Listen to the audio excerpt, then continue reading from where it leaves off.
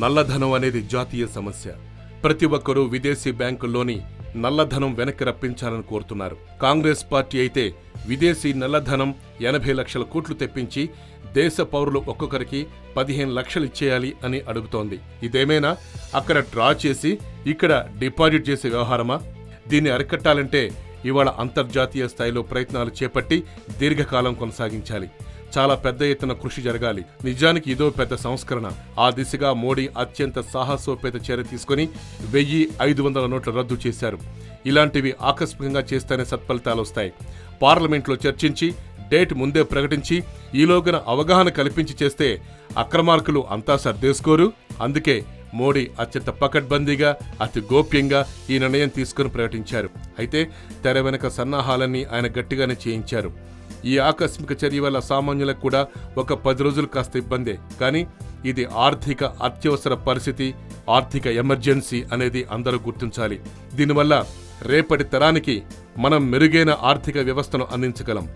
ఎన్నో ఏళ్లు సామాన్య ప్రజలు నానా కష్టాలు పడితే వచ్చింది మన స్వరాజ్యం. దాన్ని తమ సొంత సొత్తుగా మార్చుకొని అక్రమార్కులు ఈ 70 ఏళ్లలో పెద్ద ఎత్తున నల్లధనం కూడబెట్టారు. స్వదేశీ విదేశీ సంస్థల్లో ఇంకా అనేక అక్రమ మార్గాల్లో ఈ ధనం దాచబడింది. పేదరికం, ధరల పెరుగుదల, అవినీతి ఇలాంటి అనేక సమస్యలకు నల్లధనం ఉత్ప్రేరకంగా మారింది. దేశంలో నల్లధనానికి ఉన్న సెక్యూరిటీ తెల్లధనానికి లేకుండా పోయింది. అందుకే ఈ విప్లవాత్మక చర్య.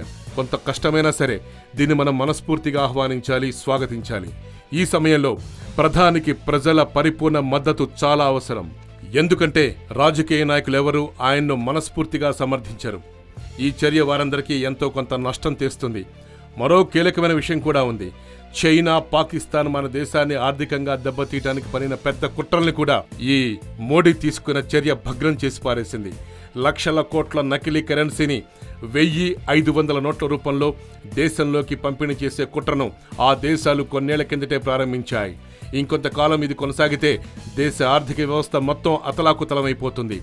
ఇప్పుడు మోడీ తీసుకున్న సాహసోపేత చర్య వల్ల ఆ నకిలీ సొత్తు ఆయా ధూర్త దేశాలకే నష్టంగా పరిణమించింది. ఈ నకిలీ కరెన్సీ ఎక్కువగా బంగ్లాదేశ్ ద్వారా బెంగాల్ మీదుగా మన దేశంలోకి వస్తుంది. నల్లధనం, నకిలీ కరెన్సీ రెండు అతిపెద్ద సమస్యలు. వాటిని అడ్డుకోవటానికి ఇదొక జాతీయ పోరాటం.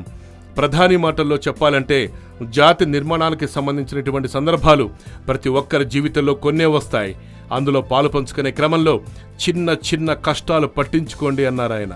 500, 1000 నోట్లు రద్దు చేసి 2000 నోట్లు ప్రవేశపెట్టడం ఎందుకని సందేహం చాలా మంది వెలిపించారు. అయితే భవిష్యత్తులో నల్లధనం పేరుకుపోకుండా, అలాగే నకిలీ నోట్లు చెలామణి కాకుండా అధునాతన సాంకేతిక పరిజ్ఞానాన్ని ఈ నోట్లలో ప్రభుత్వం చొప్పించింది. దానికయ్యే ఖర్చు ఎక్కువ కావటం వల్ల తక్కువ విలువ కలిగిన కరెన్సీలో అది అమర్చడం సాధ్యం కాదని నిపుణులు చెప్తున్నారు. అందుకే భవిష్యత్తులో 100, 50, 500, 2000 నోట్ల చలామణిలో ఉంచాలని, అలాగే బ్యాంకింగ్, ఎలక్ట్రానిక్ మనీ వాడకాన్ని మరింత మెరుగుపరచాలని ప్రభుత్వం నిర్ణయం తీసుకుంది.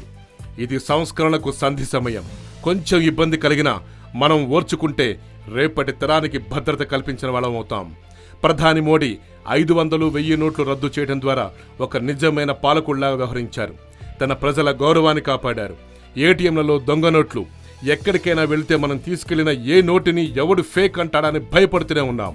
ఈ భయాలతో బిక్కుబిక్కుమంటూ రోజు బతికాం. అలా బతికిడ్చాల్సిన పరిస్థితి ఏర్పడింది.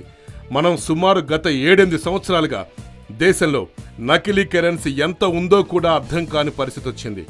బ్యాంకు నుంచి తెచ్చిన డబ్బులో నకిలీ నోట్లు రావటం ఒక ఎత్తైతే, మనం బ్యాంకుకి తీసుకెళ్లిన డబ్బుల్లో నకిలీ పట్టుబట్టం మరో ఎత్తుగా జనం నానా ఇబ్బందులు పడుతున్నారు.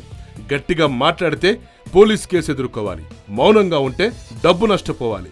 దాదాపు ప్రతి చోట కరెన్సీ చెకింగ్ మిషన్లు పెట్టి జనాన్ని దొంగల్లా చుట్టం మొదలైపోయింది. ఈ దశలో ప్రభుత్వం పెద్ద నోట్లను ఆపేయటం 100% కరెక్ట్ కరెక్ట్ కరెక్ట్. దీనివల్ల ముందుగా కలిగే ప్రయోజనం, దొంగ కరెన్సీ బారి నుంచి ముందు ప్రజలు బయటపడతారు. దేశ ఆర్థిక వ్యవస్థ పెద్ద ప్రమాదం నుంచి బయటపడుతుంది. అలాగే దేశంలో లక్షలు కోట్లుగా పాతిపెట్టి మరీ దాచిన నల్లధనం బయటికి ఆటోమేటిక్గా వస్తుంది. ఇక్కడి నల్ల కుబేర్ల ఆట కట్టిస్తే అప్పుడు అర్థమవుతుంది స్విస్ దొంగలకు తమ భవిష్యత్తేంటో. నిజానికి స్విస్లో డబ్బు దాచిన వాళ్ళు 10,000 మంది ఉంటే ఇక్కడ దేశంలో నానా రకాలుగా దొంగ డబ్బు దాచిన వాళ్ళు కోట్లలో ఉన్నారు. దొంగలు ఎవరైనా దొంగే కదా. ఇప్పుడు మోడీ తీసుకున్న చర్య ప్రజాధనాన్ని వృధా చేసేది కాదు, కాపాడేది. అందుకనే దేశవ్యాప్తంగా ప్రజలందరూ ఇప్పుడు మోడీకి జేజేలు పలుకుతున్నారు. ఒక్క నల్లధనాన్నే కాదు, మిగతా అంశాలపై కూడా దృష్టి పెట్టాలంటున్నారు. ఇటు బంగారాన్ని కూడా ఇలాగే బయటకు తీసుకురావాలని ప్రజలు తమ అభిప్రాయాలు వ్యక్తం చేస్తున్నారు. ఇదొక విప్లవాత్మకమైన మార్పు. శభాష్ మోడీజీ. Yo-yo news, Hyderabad.